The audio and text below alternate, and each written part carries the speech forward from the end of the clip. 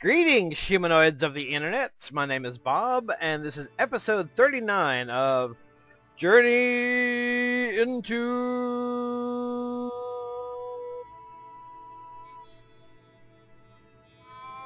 Space.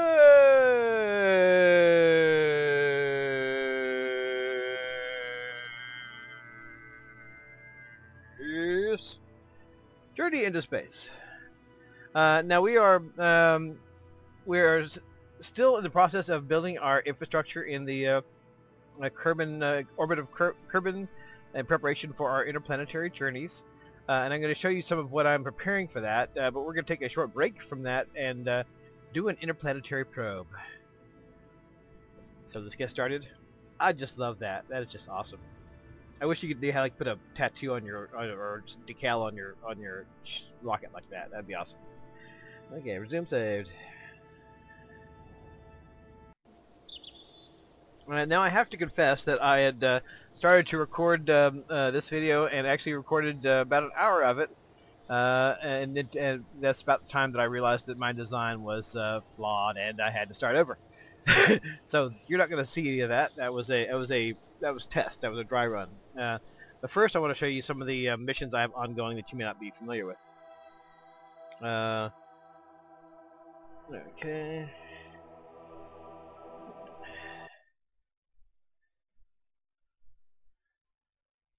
That's the Simplex Far 5 that has Gustrick in it, just back from the high altitude research station. I went ahead and sent this rocket back because it was not MUN capable, and so I just sent him and the rocket and Gustrick back, and they're bobbing here in the ocean, about 13 clicks away from, or 11 clicks away from the Space Center, just hanging.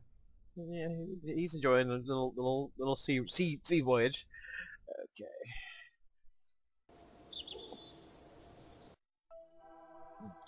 Okay. Now I've been doing some. Let me get you to the High Altitude Research Center station first.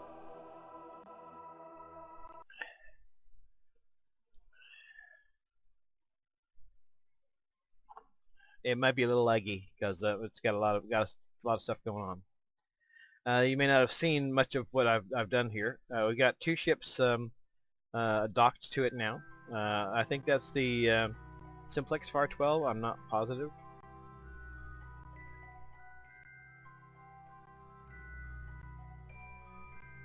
Hello. Cancel. It's a Simplex Far 12, I think. And this is the Simplex Far 14. And both of here these are docked up here at the station. Both of them are I hope, moon capable, capable of going to the moon and returning. I also docked up a Fuel Goliath fuel tanker up here, so it's got plenty of fuel for its expeditions for a while.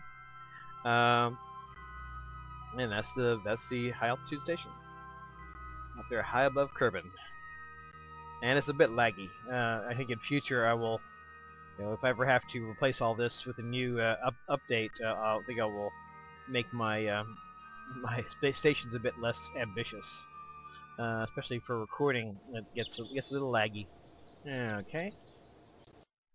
And more in tune with what we're doing today, I've been doing some interplanetary probes. This is the Spuuutneek. The Spuuutneek. Okay, I had a brief interruption, and I may have another one. Taking care of a parent with senile dementia. I have to sometimes drop everything. That's why mostly I record in the middle of the night. But sometimes I record during the day, and when that happens, I have to be prepared to drop everything. So this is the Spuuutneek 1. It's currently in solar orbit. I had planned at some point to take it somewhere, but then I got involved with the Spuuutneek 2.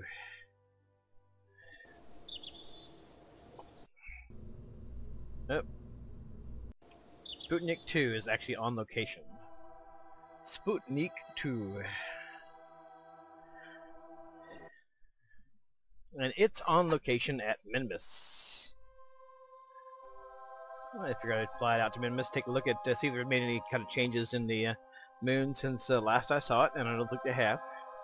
or nothing significant anyway. So it's quite a bit larger than the Spuuutneek 1, a bit more capable. And so I thought, well, things are going pretty well so far. Let's see if we can kick it up a few notches. Oh, wait. First I wanted to show you what's going to be our next step in the infrastructure developments, building the Interplanetary Railway, as it were. Let me get to that right quick before I show you more satellites.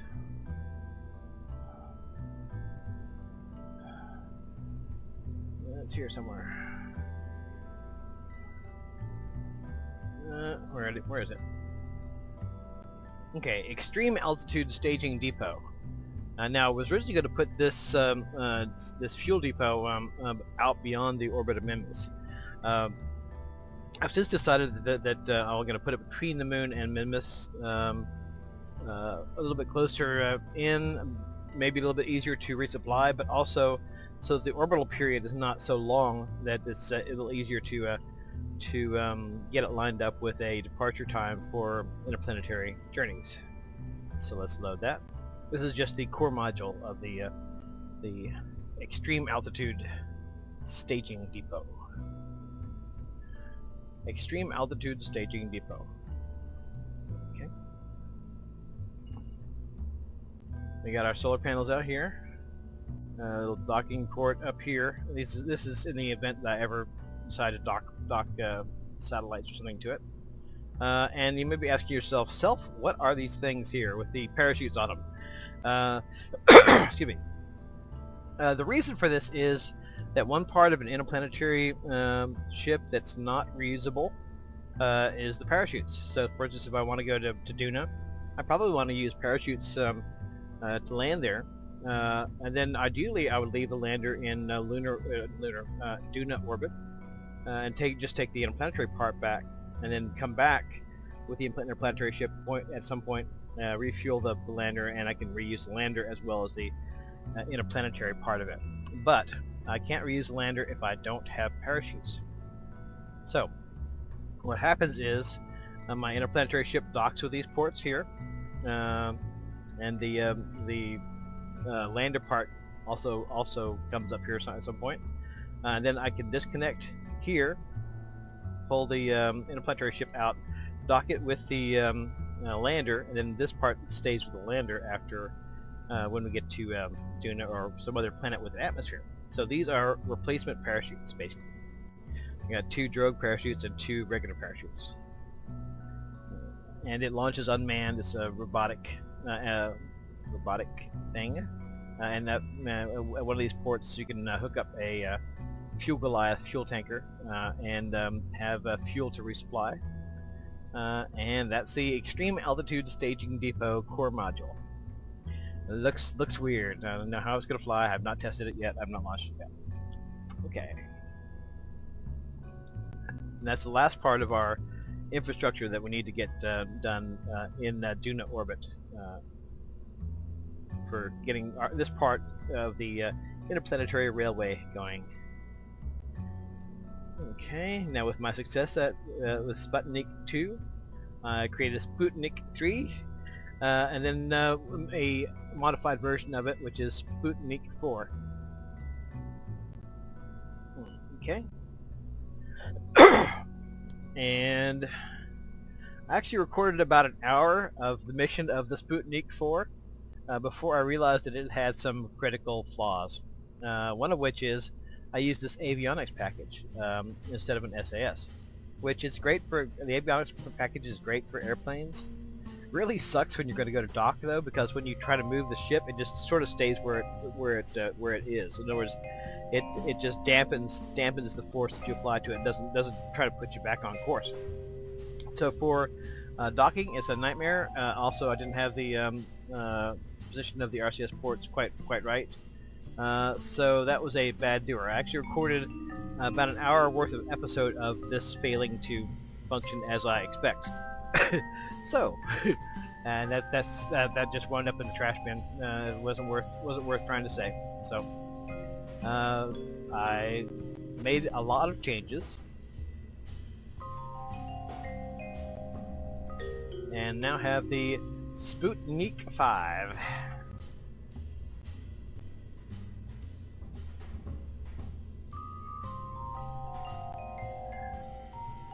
Okay, as you can see, it's a lot different. And it has landing legs on it. That's because our attempted mission for today is to head to Jool's new moon, Paul. A very tiny little moon, very little gravity, less even than Bob. So we're going to hope, if all goes well, that we're going to send this thing all the way to Paul in the orbit of Jool and land on it. So, yeah. Considering the fact that its predecessor only made it as far as high Kerbin orbit, I don't know how it's going to work out, but we'll see. What do you think? I added these 2 extra fuel tanks there to give it a little more oomph for the interplanetary leg, and I'm wondering whether I should match those up with 2 more over here, because it doesn't really have a problem getting to orbit at all. Yeah, let's stick on a couple more tanks. What the hell? What the hell? We'll stick on a couple more tanks. I guess this is now the Spuuutneek 6.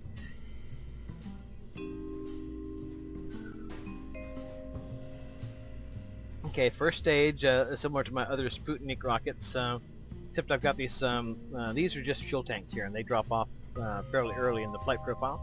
Underneath them I've got some solid rocket boosters to help kick it up a notch. Okay, that's that. Boom, boom, boom. Okay. And then these 2 should drop next, right? Correcto. Then these little engines will kick in. And why have I got these? Okay. That's when these drop, right? These drop, and at the same time the little engines kick in. Oh, what the hell? Let me check and make sure my staging's okay. Okay, my staging was perfectly fine. I was just having a bit of a spaz brain moment. And now you may notice this projection here. That's so that I can dock up with the low altitude station and refuel en route to the great beyond. Also you see all these RCS ports that are on the probe itself. I actually have to turn those off before I launch, because these 2 sets of RCS probes or RCS ports are designed for when the center of balance is down, like around here, when these tanks are here. If I have these active at that same time, it will cause disasters. So some of the lessons I learned on the broken glass highway of learning experiences with my previous probe, the Spuuutneek 4. This is quite a bit heavier than the Spuuutneek 4, so I don't know how that's going to work. Also, I have to turn off all these tanks so that they don't get used up before I detach from this thing. Okay.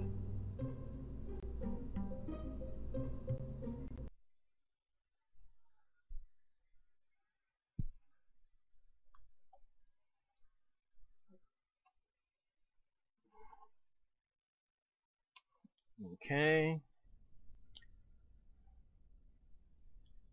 3, 2... Oh,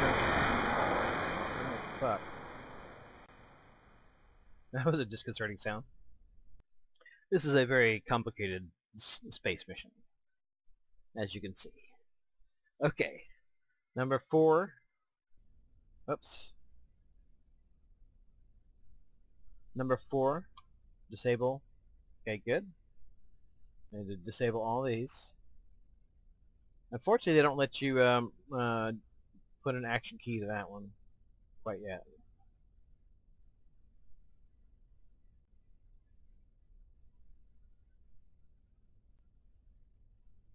Okay, double check, make sure I wasn't being retarded. Thank you very much. Or that the game wasn't being retarded. Okay, there we go. Thank you very much. Throttle to maximum. Let's say S on. And 3, 2, 1, go.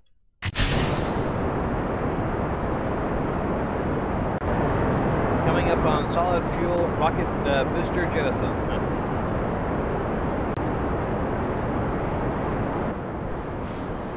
Solid rocket jettison complete. Next up will be the external tank jettison.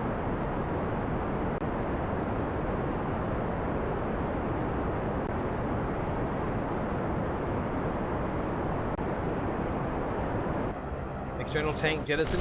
Oh shit. Okay, we're good. I don't think anything broke off. Nothing we needed, I don't think.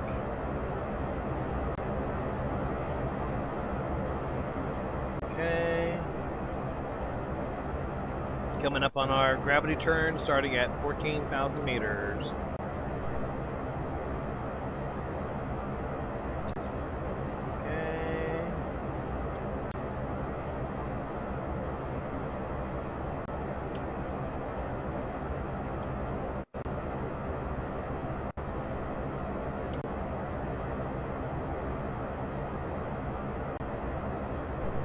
How are we doing?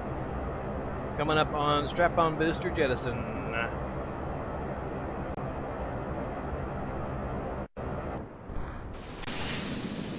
Strap-on booster jettison complete.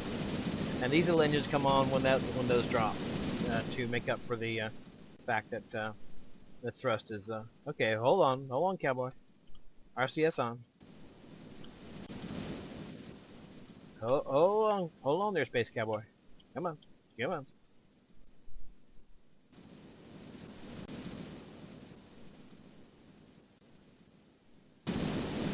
Okay, core stage jettison.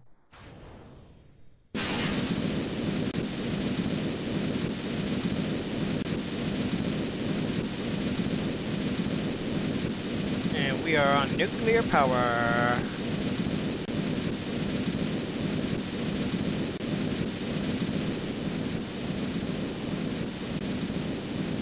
Nuclear power.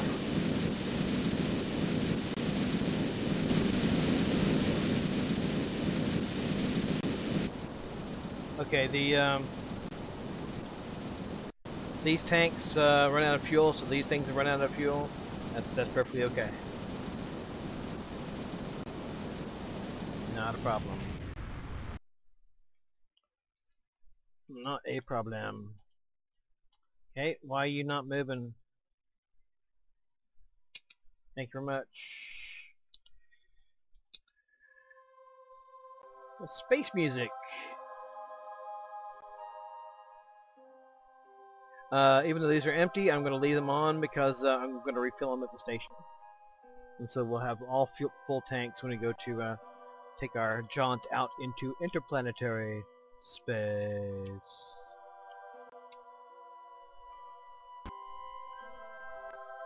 Okay, I'm fairly much assuming that I can actually get in orbit from here.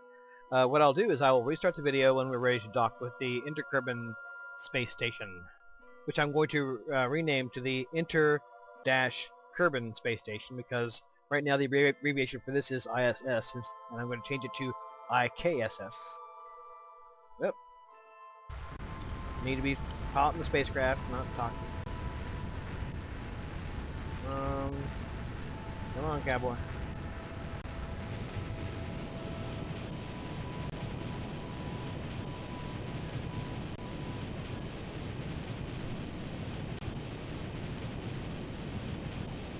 Okay, like I said, we will return to this once I'm ready to dock with the station.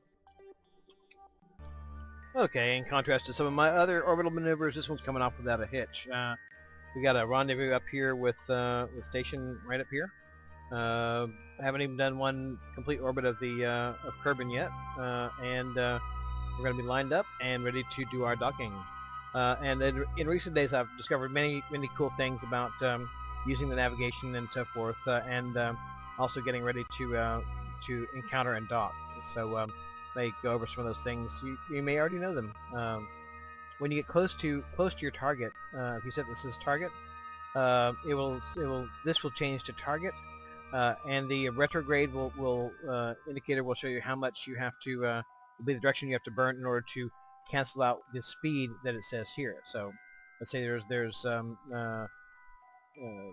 100 meters a second of relative speed difference between you and your target.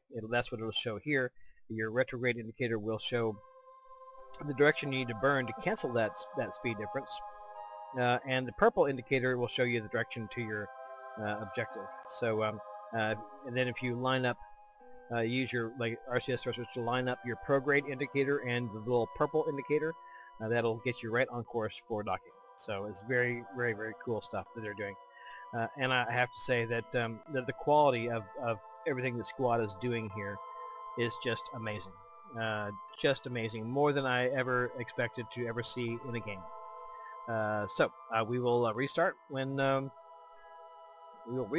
we're ready to dock. Okay, for those who aren't familiar with how the targeting system works with docking, I am here's my prograde indicator is indicating the opposite direction I would need to go to break my velocity to the target. Well, I'm already kind of lined up here, so it doesn't really matter. Now I'm using RCS thrusters to keep that prograde indicator within the purple indicator, which indicates the direction to the target. We need to adjust this a little bit. I'm having to use having to turn on my top RCS ports in order to rotate and then turn it back off again because this thing just doesn't want to rotate unless I'm using the RCS ports on the probe. I have that turned off. Well, I'll have that turned off when I do my. Okay, right now I have these ports turned off. I'll keep those turned off when I'm doing translation, but I'll need to turn them back on when I do rotation. Well, wrong way. So it sort of really made it pretty easy. You know, just got to keep your. Well, first you got to cancel out your velocity ratio in relation to the target by burning at what will indicate at prograde if your target's sitting up here. If this says target, then your retrograde. Your retrograde indicator will indicate the direction you need to be pointing in order to kill off the relative velocity between you and the target. So you kill it off to like 0. Then you turn around and try to get the prograde indicator lined up in this purple reticle, which indicates the direction of the target. Basically meaning you have killed off any extraneous velocities aside from the velocities that are related to get you to the target. That probably made no sense, but oh well. Okay, well I will restart this when we have where we're about to dock. This is kind of pretty, really. Looking down at the planet, approaching the Kerbin space station.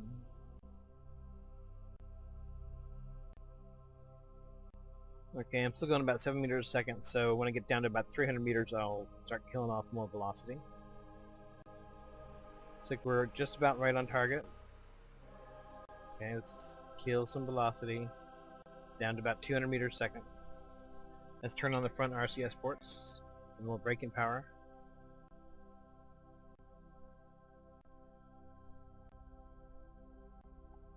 Okay, turn them off. We need some. Yep, that. We need some rotation. Get shit lined up on our reticule.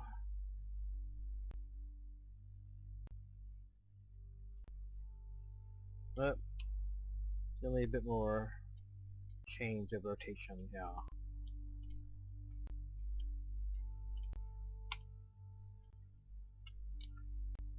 Okay.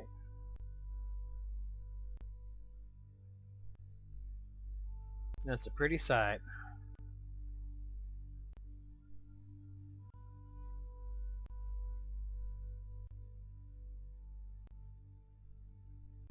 Hopefully the lag at the IKSS will be less than at the high altitude station because there's nobody docked here right now. So except for the fuel tanker. So hopefully things will be a bit more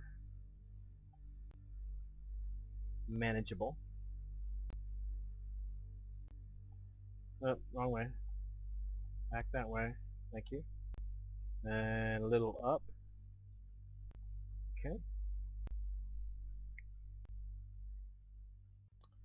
About time to kill a little bit more velocity, I think.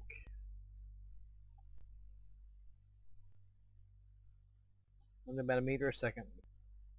Alright, where am I docking this bitch? Where am I going to dock this bitch? I guess at the front port. Nobody's there.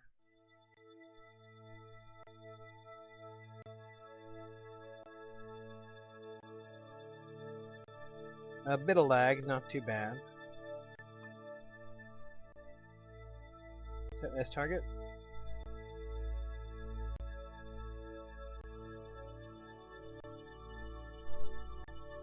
Okay. German chase. Thank you very much. Good. Okay.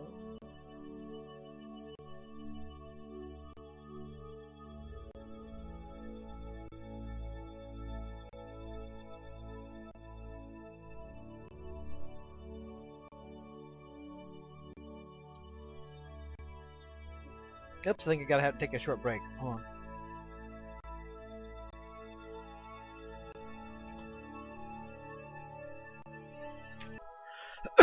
Okay, we're making our final approach. I may have to kind of break off here in a second because I'm getting lunch. Got to have dinner, rather.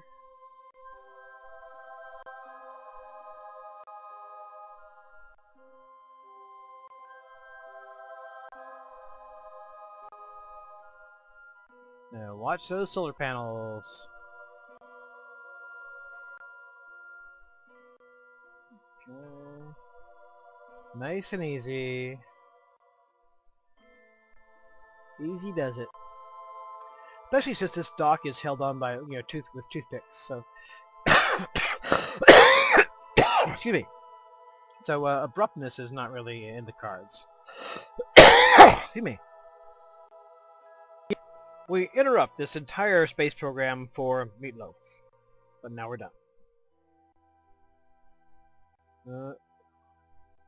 Hold up there, cowboy.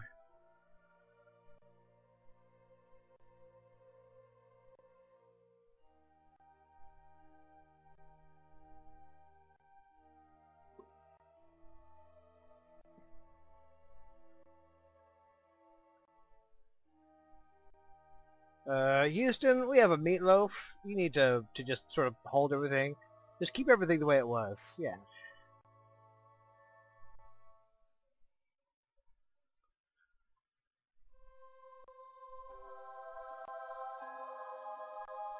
Okay.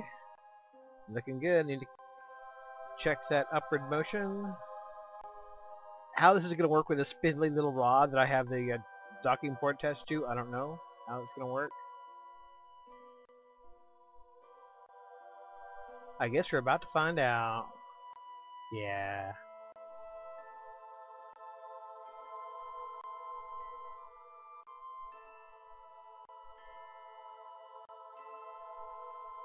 Could just snap that thing right off.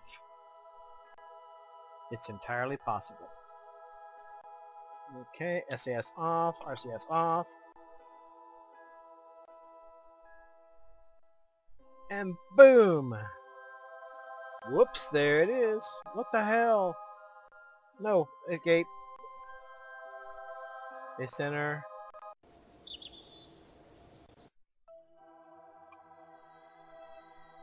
What the hell was that? Okay, I'm hoping that this puts it back on rails.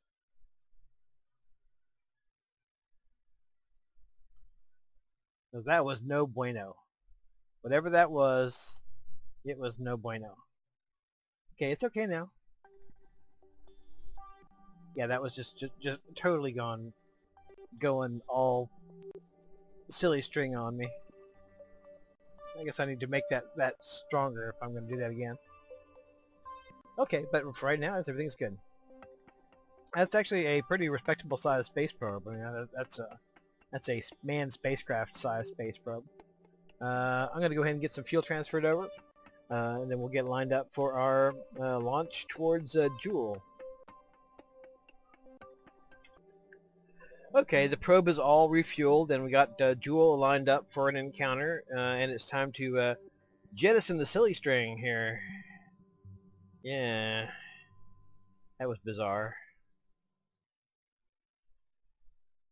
Whoa, what the hell?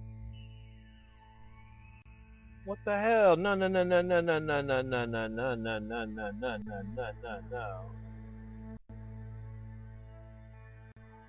The hell do you call that? SAS. Oh shit. Wrong target. SAS, please.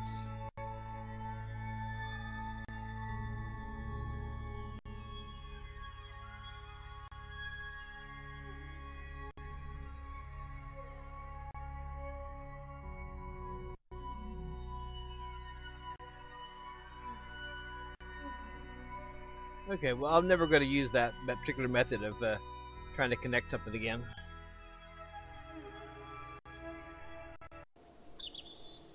Nope, never again.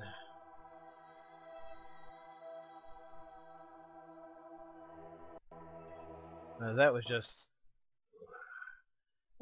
chaos.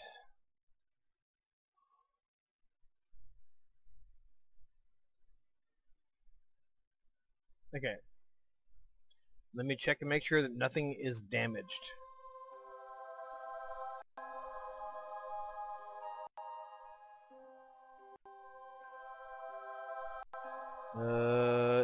Yeah, let's back off a little bit. Back off from the station, please.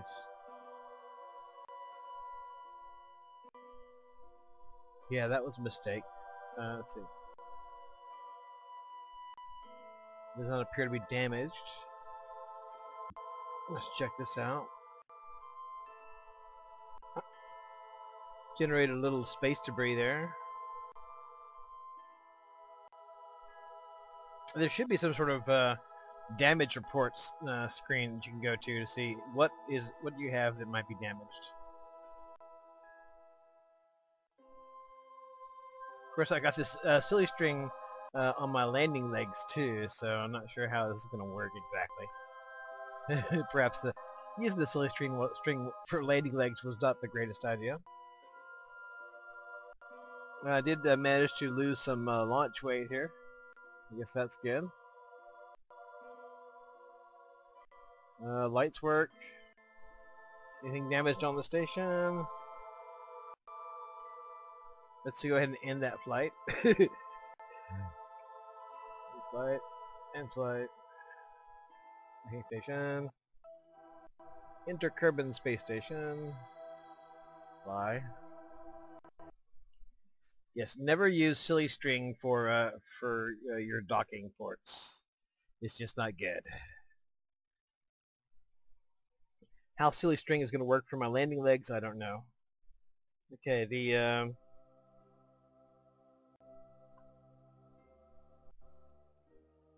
solar panels appear to be unharmed.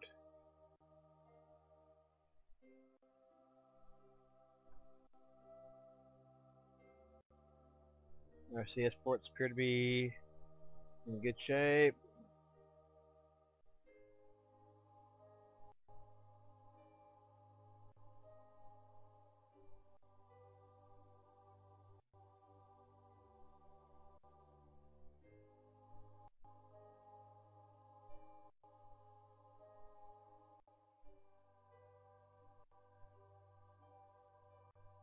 And no apparent damage to the docking ports. Okay.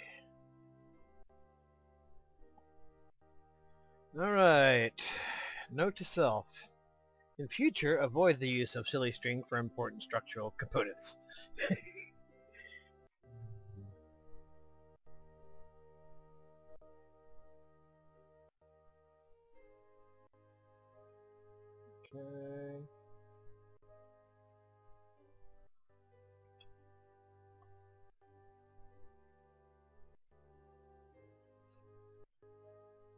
Let's go ahead and get these turned off.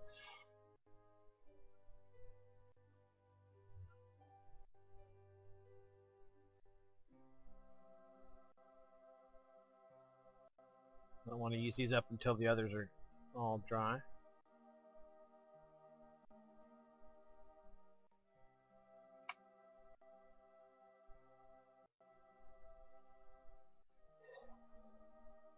Okay.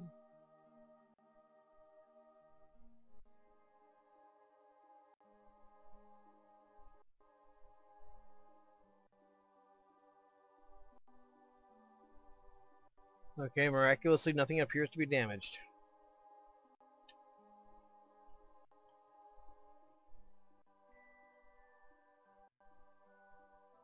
Okay.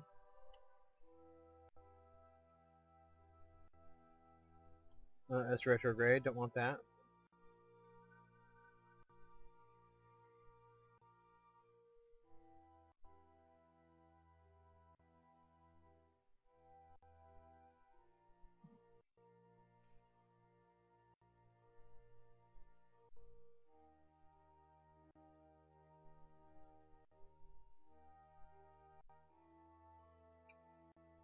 A little bit of lag because I'm close to the station here.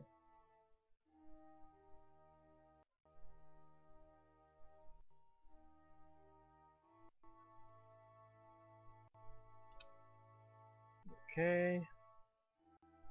And these guys are turned on. Okay, I don't want that.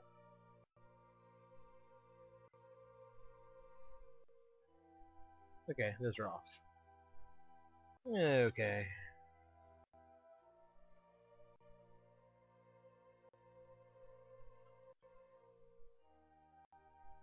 I need to wait a little minute to get a little further along my orbit, and then we'll head out. You sail away from the station, thank goodness.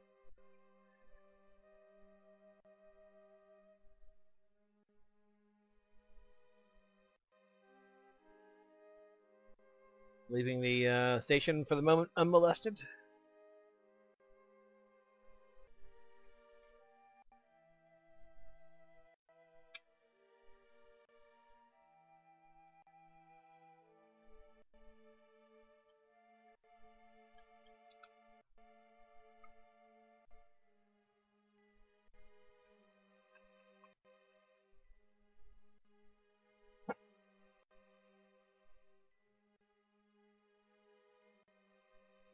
Okay.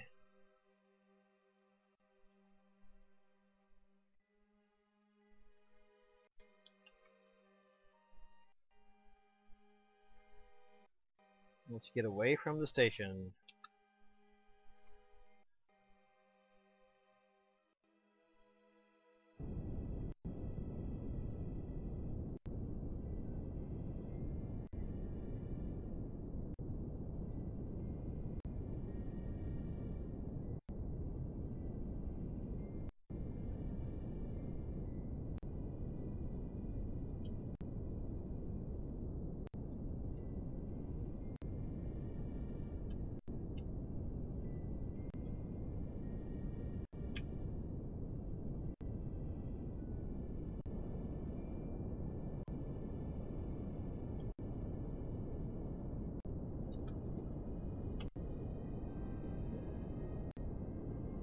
Okay, throttle up. Goodbye, Kerbin space station. Notice I changed the name, so that now the abbreviation is IKSS instead of just ISS. Don't want to confuse it with the real space station, where real astronauts are doing their important work, versus silly people playing games.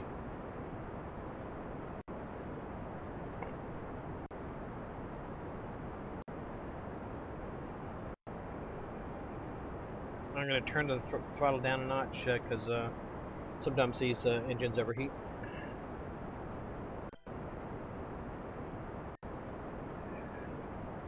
Okay, we're about to achieve Kerbin escape.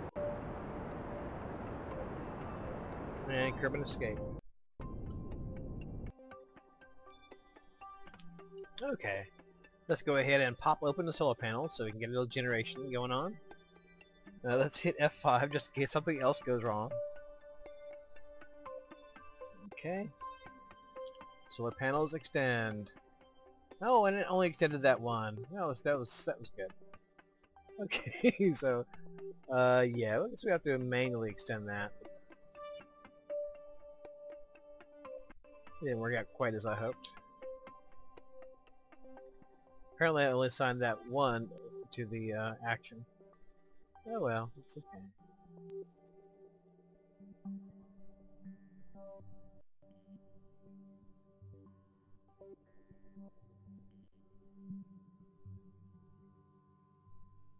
Okay, and let's extend our little antennae. Whoop! Oh, and I only assigned that one antenna to the action. That was good. But we've had plenty of misadventures on this trip. That's just another one of them. The little probe that couldn't. Okay. Got our lines of communication open. Got our sunlight coming in. Batteries recharging. Okay. Yeah. Yeah. Okay. Okay, this is interesting. I've actually got an encounter with Duna, which I wasn't expecting. Not that we're going to go there. We're going to go to Jool, but it's just interesting to know that if all hell breaks loose, that maybe I could still make Duna if I couldn't make Jool.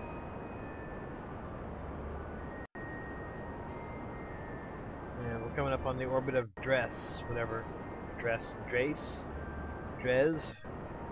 Yeah, okay. Okay, it's time to drop the first of these external tanks, and my staging's all screwed up, so I'm going to have to detach them manually. Just double checking. Okay. Decouple. Space junk! Decouple. Space junk!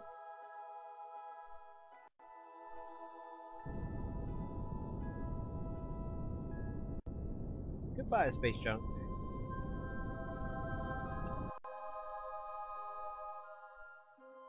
Now, getting here to Jool is taking a lot more energy than what I thought it would. In fact, I think they may have even moved Jool further out. So than what it was before 0.18. It looks like they have. Well, I'm pretty sure I'll be able to get there. I'm not sure I'll be able to stop once I get there. So just another learning experience along the way. Yeah. Okay, we're heading up to our burn to encounter Jool in about 1 minute.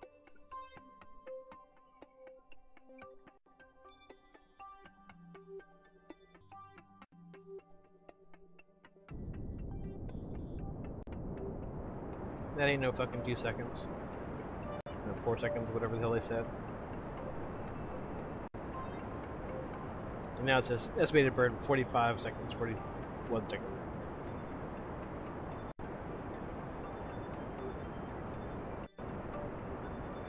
So it was passing out. Oh, lock it up. Lock it up. Don't lock up. Don't crash. Ah, damn it.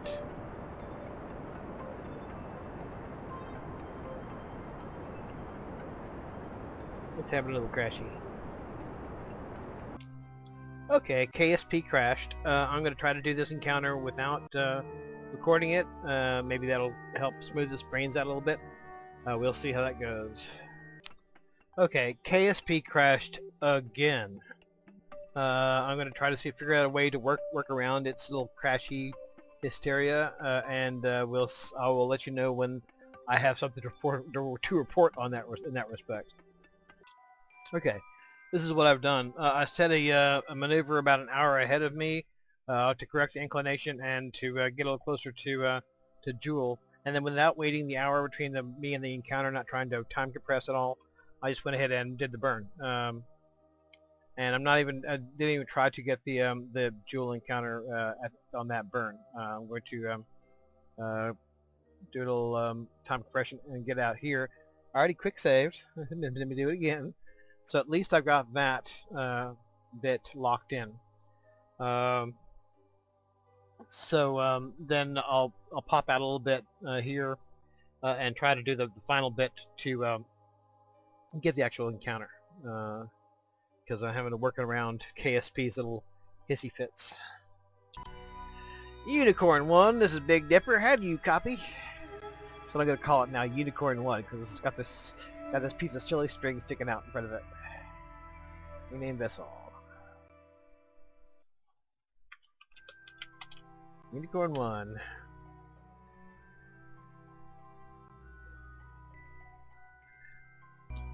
Okay, it's telling me that this burn of 1,399 meters per second, 1,399.9 meters a second, is going to take me 3 minutes. I don't believe it, so I'm going to go ahead and start the burn now. And may God have mercy on our souls.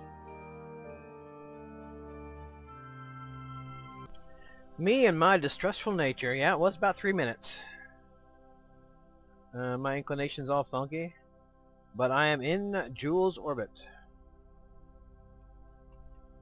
Now I got to get my funky orbit aligned with that of Paul, and we'll be heading in there into Paul, the newest moon of Jool.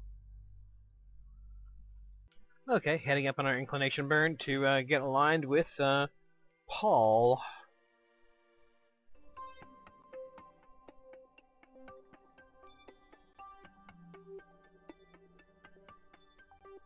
Okay, we're getting somewhere.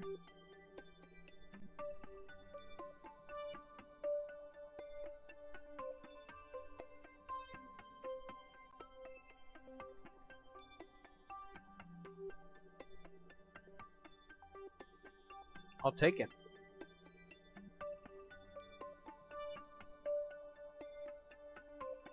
I will take it.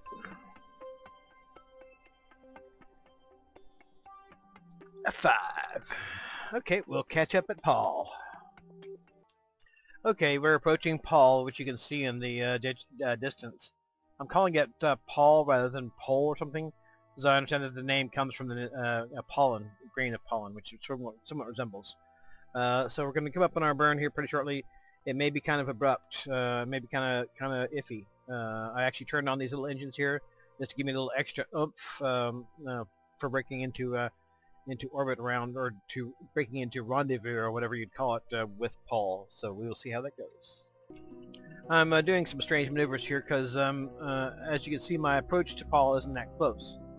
So before I get to the periapsis, I'll have a very short period of time at the periapsis to actually brake.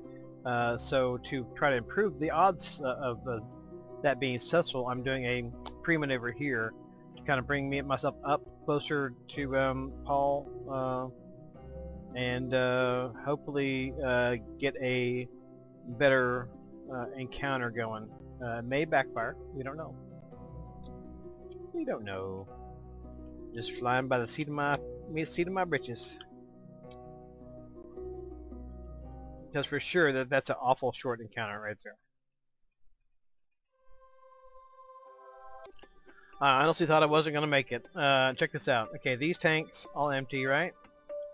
This tank just about half full. So I was getting down to the nub there, but we are in orbit around Paul. Just need to do a few orbital adjustments and we'll be good to go.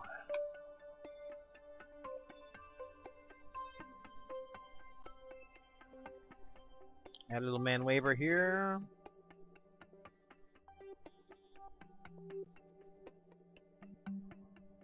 Not sure what the highest altitude is here. Excuse me.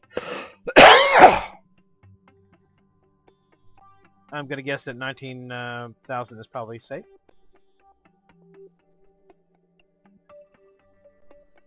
Alright, well, I will restart the video when we're closer to Paul. That's screenshot worthy. The moons of Jool. That's probably Lethe down there. Not quite sure what that is. Ooh, why am I bobbing around? Weird gravity, I guess, around Paul. But those are the moons of Jool. Now, why am I warping around like this? Maybe weird gravity. I don't know.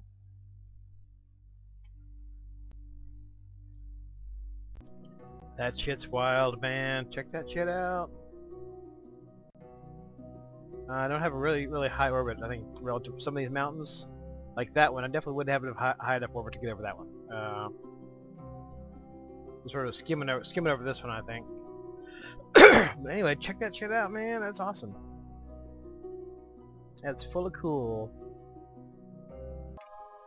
Okay, I'm doing this with a certain large amount of trepidation. I'm going to cut the umbilical here, separate the probe itself from the carrier rocket, and start bringing it down to the surface. And I am kind of leery about what all that will entail, but I guess that's what we're here for, is to go to the surface, not just hang around in orbit, cool as that is. I'm going to leave this up here as a memorial to our efforts in space exploration.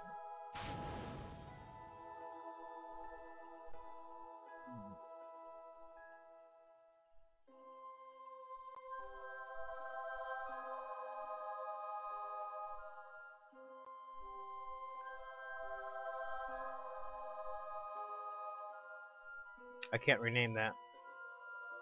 Okay. Gear down.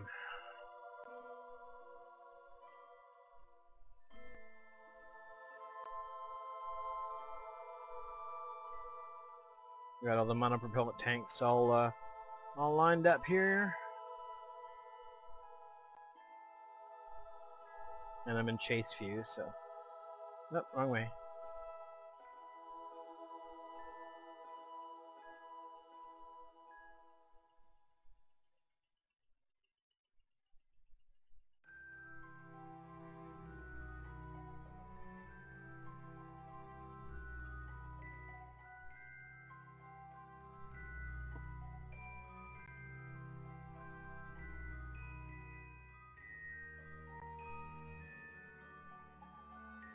I have the lights off right now to save energy. We're about to use the old ion engines here.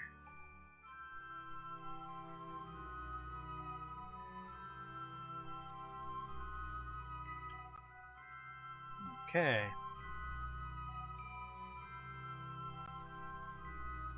I have an advanced SES. I don't have a gyroscopic SES in this. I don't know how well that's going to activate. Activate. Activate.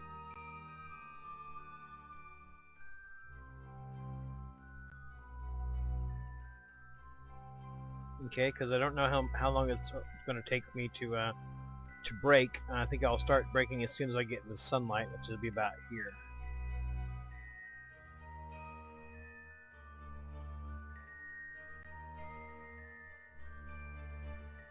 Actually right there is still pretty mountainous. We will...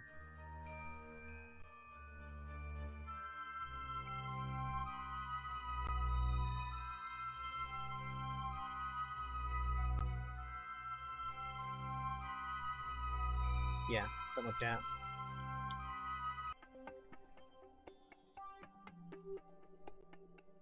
Ion thrusters activate.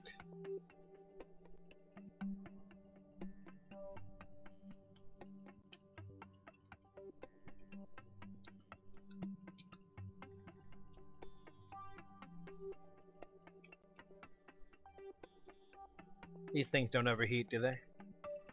God, I hope not.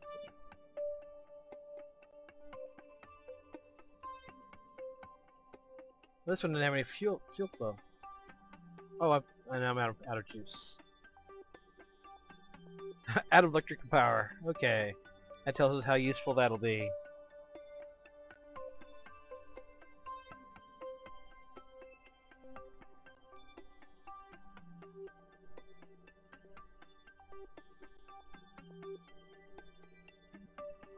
Yep. And suck down every last bit of my electric power.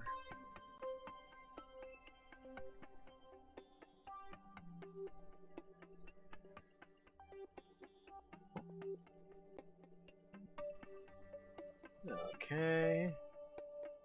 No, stay up there. Okay, well, we're regenerating the power pretty quick, so we'll be able to do another little burst here before long. And then I'm afraid I'm going to have to go in on the RCS. Stay up, damn it.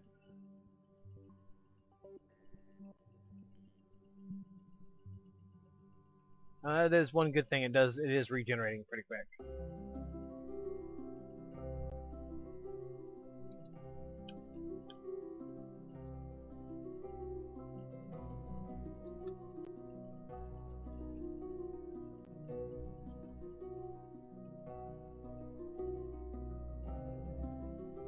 How do I get to see, any way I can see what the resources are when I'm in the map view? If somebody's watching this and they know the answer, put something in the comments, because I'd be curious to know.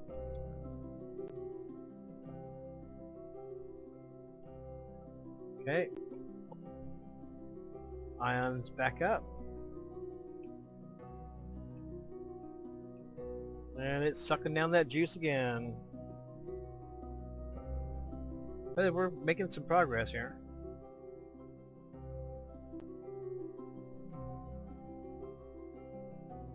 Alright, let's kill that.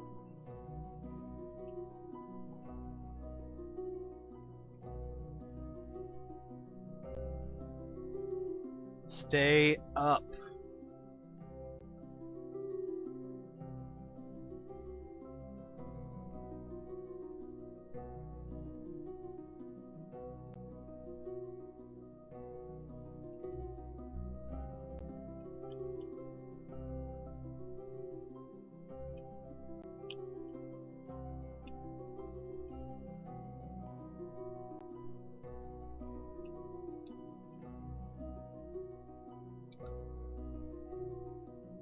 Okay. Ions are almost recharged. Let's go ahead and get a little closer before we do our final adjustments.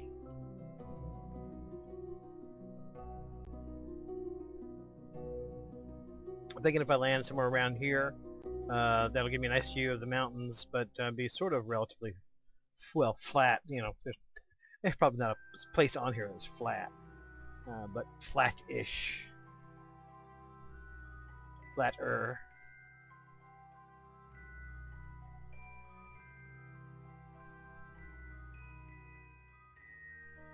I hope my RCS is going to be enough to stop me here.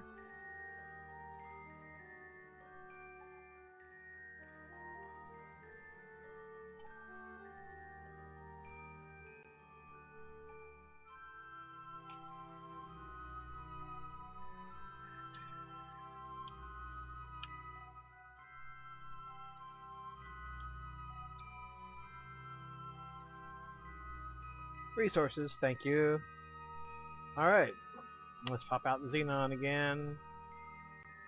Fire that bad boy up.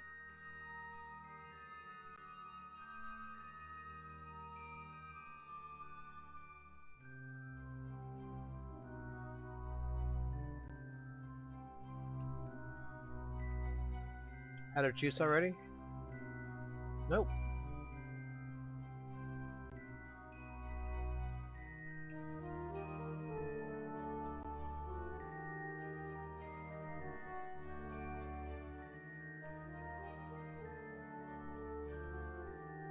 I try to kill my horizontal motion as much as I can.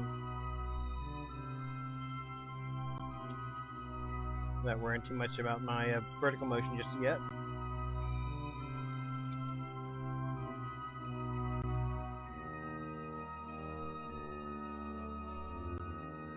The SGS is very effective. It's doing a very good job, much better than the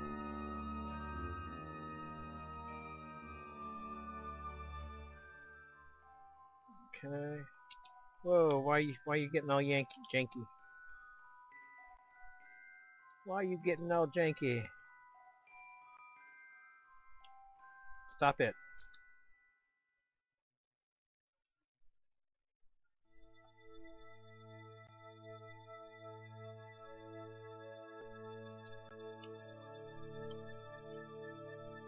Oh, just maneuvering on the RCS is enough to cause me to have an issue. Let's not do that then.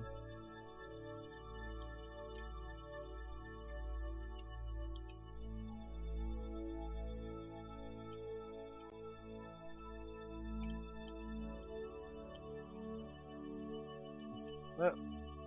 Okay, why are you acting so weird? Please stop.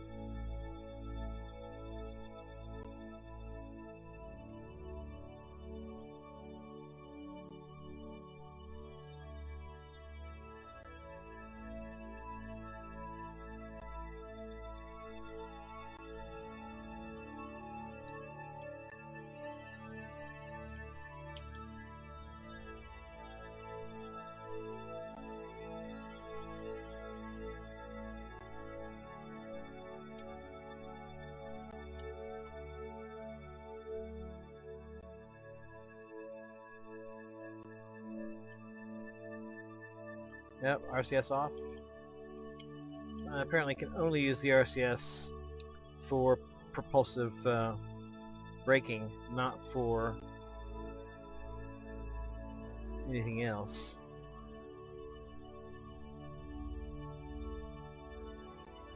Alright. It's pretty much dead straight down. Oh, dead straight up now. Alright, RCS off. Whoa, dudes. Hey.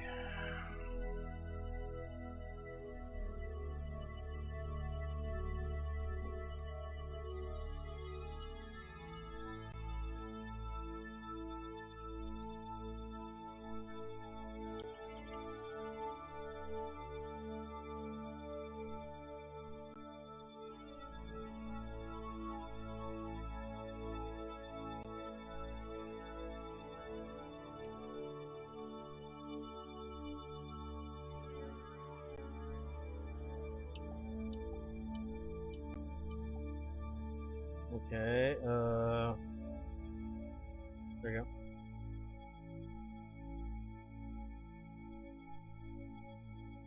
Okay. 5.8 meters a second at 11,000. Just drop on in.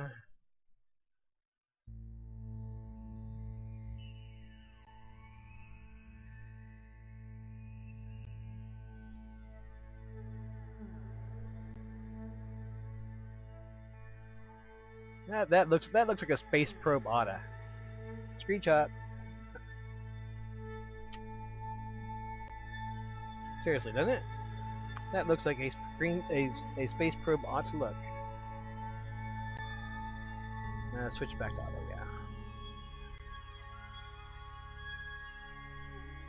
A space probe landing on an alien world.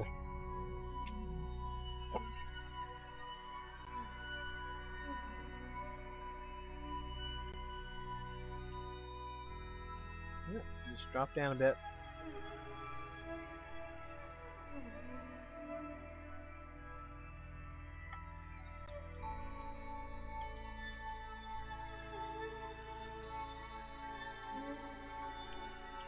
Okay, well now the SAS is not wanting to work. What the hell? The gyroscopic SAS is not wanting to do right. Oh, because I'm in linear. Damn it.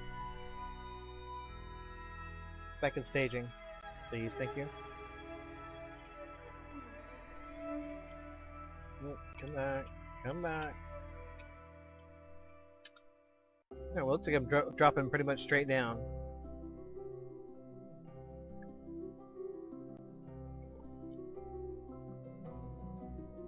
And at 14 meters a second, I'm really not worried about trying to brake or anything. Stay.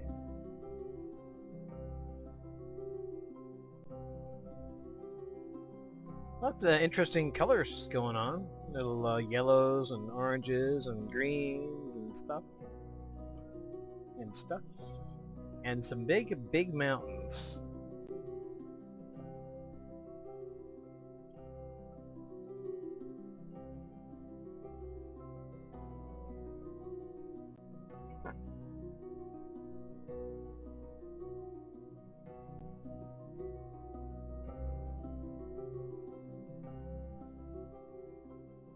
I'm going to put on a touch of xenon, slow me down just a bit.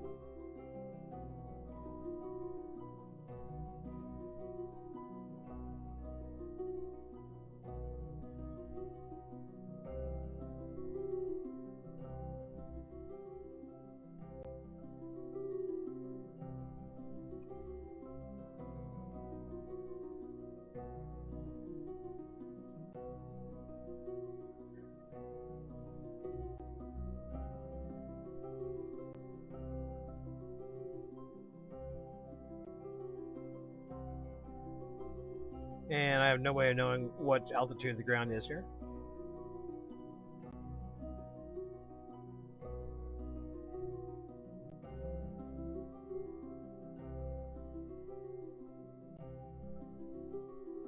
It's kind of drifting gradually down. That's pretty cool looking. Got this green looking mountain and kind of warm colors for the craters.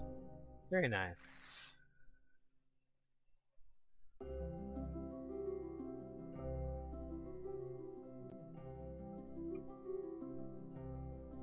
Okay. 7,700 meters. No real indication that we're about to hit the ground yet, so we just hang in. Maybe a while.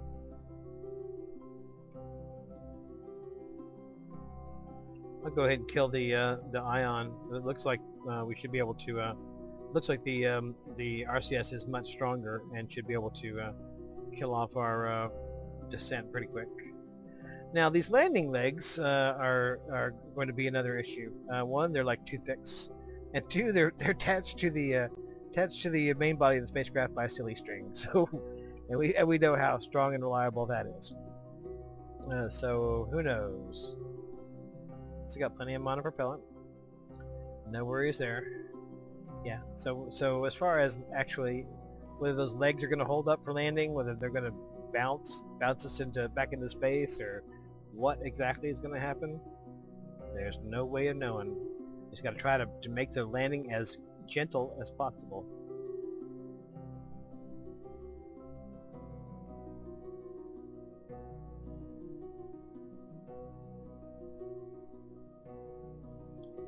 Okay, we're at 21 meters a second. I'm actually okay with that because I think we need to get down some more.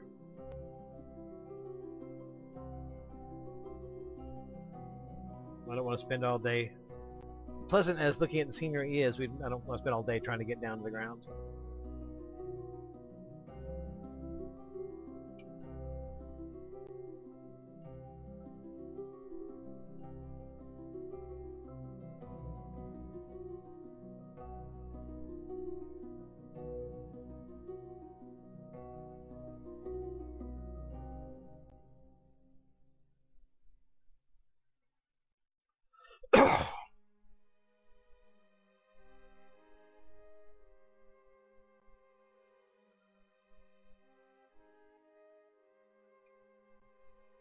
At about 3,000 meters, we'll start thinking about turning the ions back on.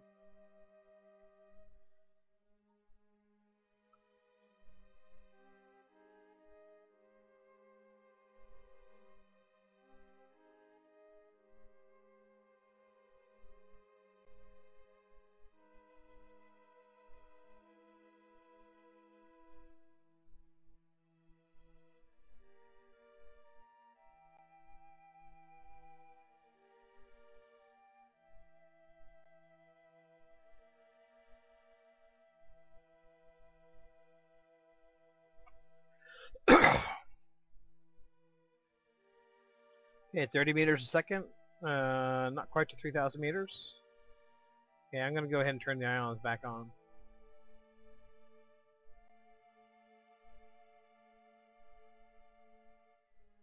You on, ions? Yes.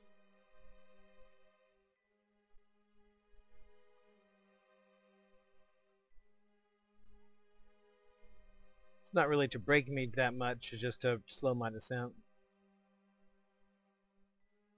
Okay, RCS on. Yeah, I think we're getting close to the ground. Let's go ahead and kill this shit. Okay, turn the ions off. We're going in on thrusters.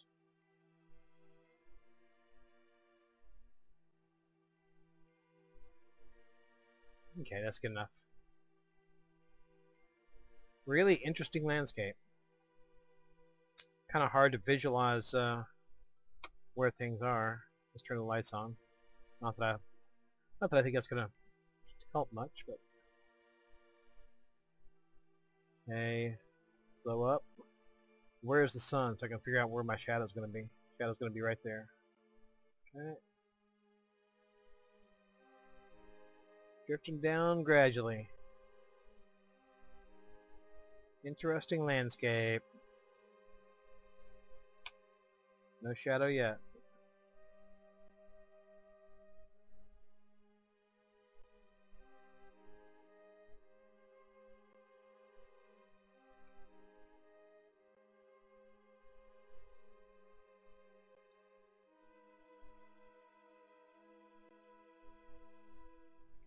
I'm glad I put those extra linear thrusters on the legs.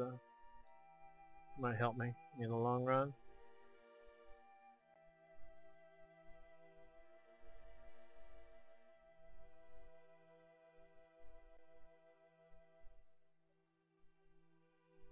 Little or no lateral motion.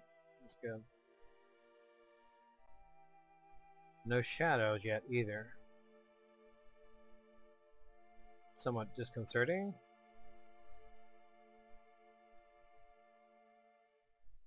Okay, well this is a lot rougher looking once you get close.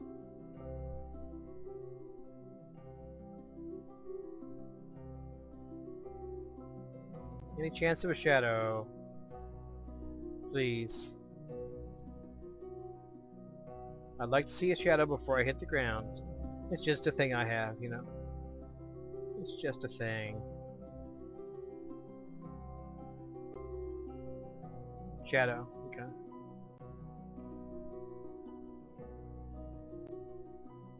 Just a thing. I figure that if I can land on pretty much whatever the slope is, as long as I land gradually enough. So I'm thinking of in terms of landing at like 0.1 meters a second, something like that.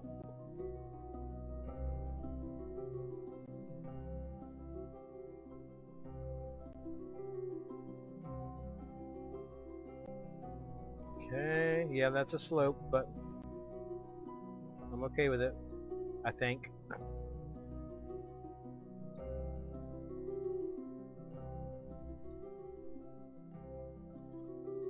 A little bit of lateral motion. Hopefully it's not a big thing. Okay.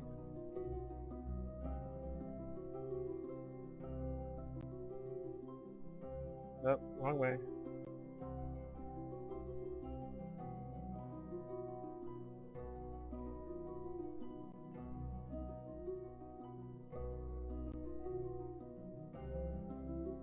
How about I back up a little bit?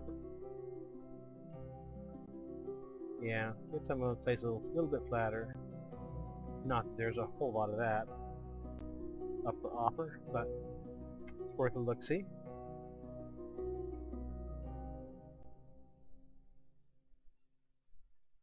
Yeah, the gravity here must be really, really low.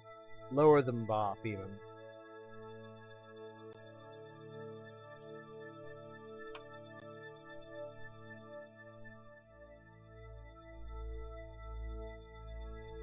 I'm just hovering above the ground like a balloon here. Monopropellant still in great shape. Uh-oh, locking up.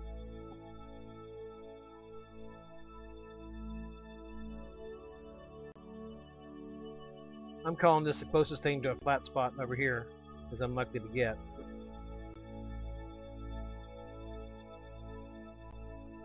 I just got to get there and kill my lateral motion, and we are good to go.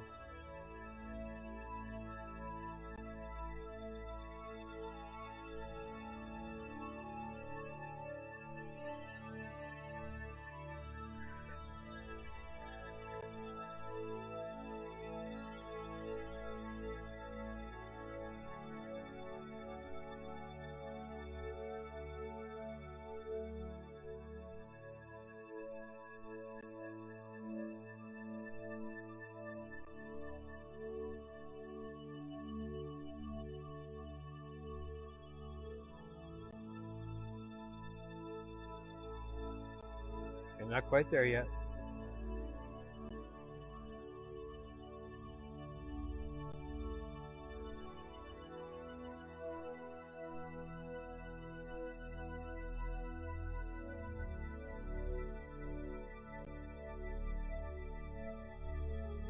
Almost.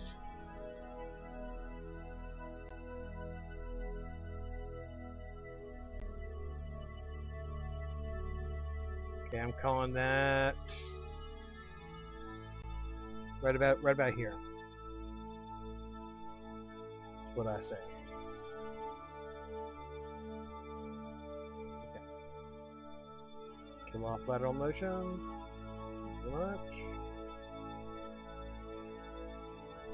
Okay. And let's land this bitch.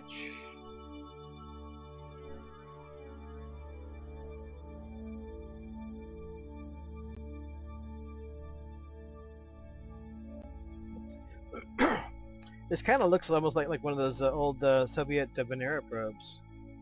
Over a little bit. I'm in a gully here. Off to the side a little bit. Thank you much. Yeah, line right where that little like crater looking thing is.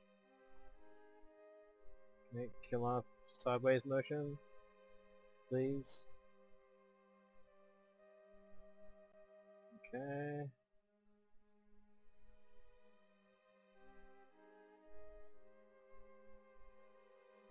All motion dead? Good.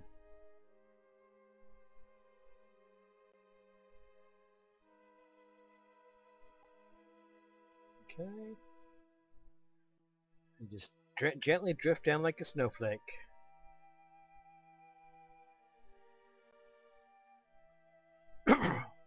A snowflake with legs made of silly string.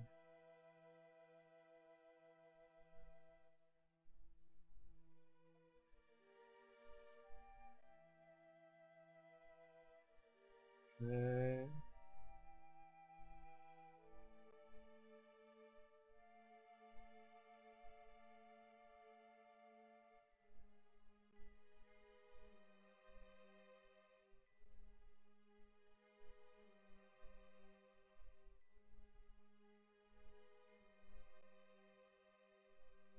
And we have touchdown. Touchdown, we have touchdown. Hey, don't be drifting away. No, no. Don't be sliding down the hill. Come on, legs of silly string. Hold on. Hold your grip. Yes! Lights off. Houston, this is the Unicorn 1. We have landed. Oh yeah! See, that looks awesome, man. That looks freaking awesome. I'm gonna turn the lights back on. That just looks freaking awesome. Doesn't it? It does have that kind of old Soviet space probe look to it. Like a Venera probe or something. And that is totally awesome. Screenshot.